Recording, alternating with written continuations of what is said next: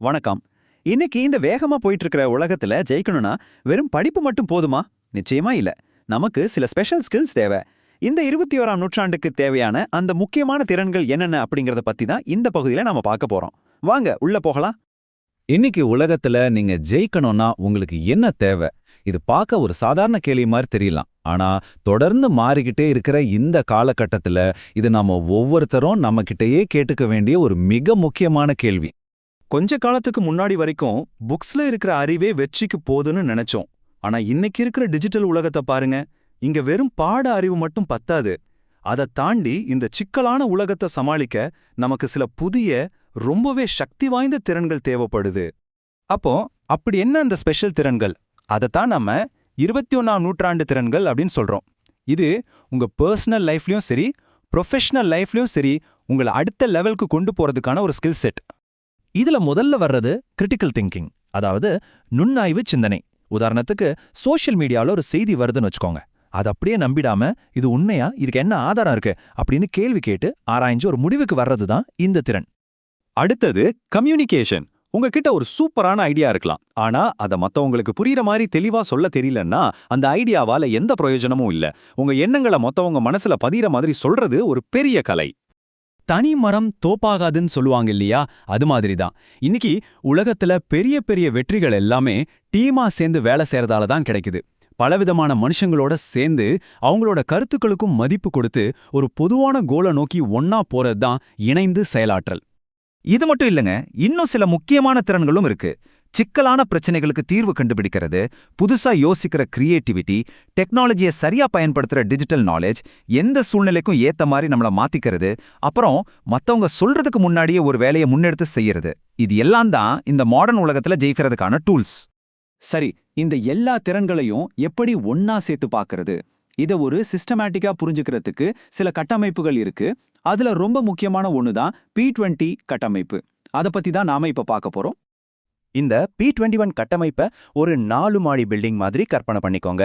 தரைத்தளத்துல மொழி, கணக்கு மாதிரி அடிப்படை பாடங்கள். முதல் மாடியில நம்ம ஏற்கனவே பார்த்த கிரிட்டிக்கல் திங்கிங் மாதிரியான கத்துக்கிற திறன்கள். 2வது மாடியில இந்த டிஜிட்டல் உலகத்துக்கு தேவையான புதிய எழுத்தறிவு. கடைசியா உச்சியில இது எல்லாத்தையும் நிஜ வாழ்க்கையில பயன்படுத்த உதவுற வாழ்க்கை மற்றும் தொழில் திறன்கள். பாத்தீங்களா, ஒவ்வொன்றும் அடுத்ததோட எப்படி கனெக்ட் ஆயிருக்குன்னு?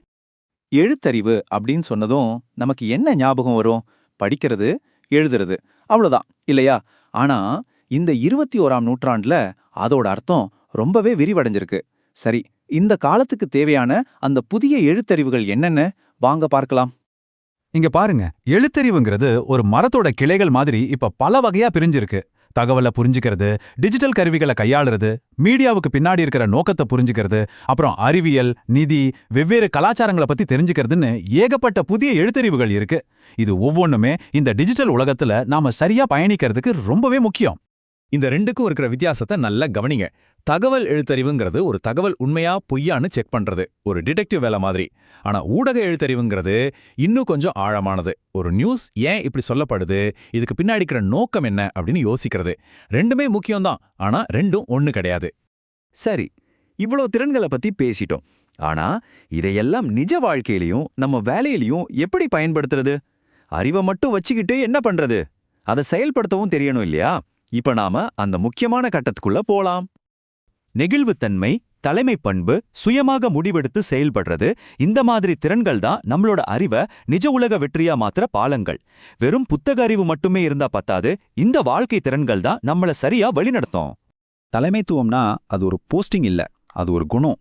இந்த மேற்கோள் சொல்ற மாதிரி அது அதிகாரத்தை காட்டுறதில்ல, ஒரு பொதுவான இலக்கை நோக்கி மத்தவங்களுக்கு ஒரு இன்ஸ்பிரேஷனா இருந்து அவங்கள வழி நடத்துறது.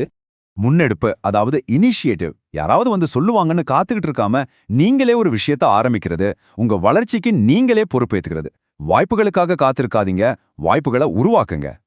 சரி, நாம இப்ப கடைசி கட்டத்துக்கு வந்துட்டோம். இந்த நவீன திறன்களை நம்ம வளர்த்துக்கிறது ஏன் இவ்ளோ முக்கியம்னு ஒரு தடவை பார்த்துடலாம்.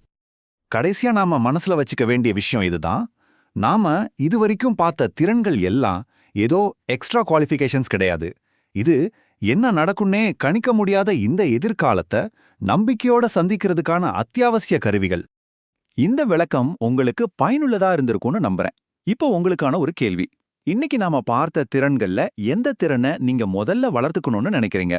எந்த ஒரு திறனை நீங்க தேர்ந்தெடுத்தாலும் அதை வளர்க்க நீங்க எடுக்கிற அந்த சின்ன முதலடி உங்க வாழ்க்கையில ஒரு பெரிய மாற்றத்தோட தொடக்கமா இருக்கும்.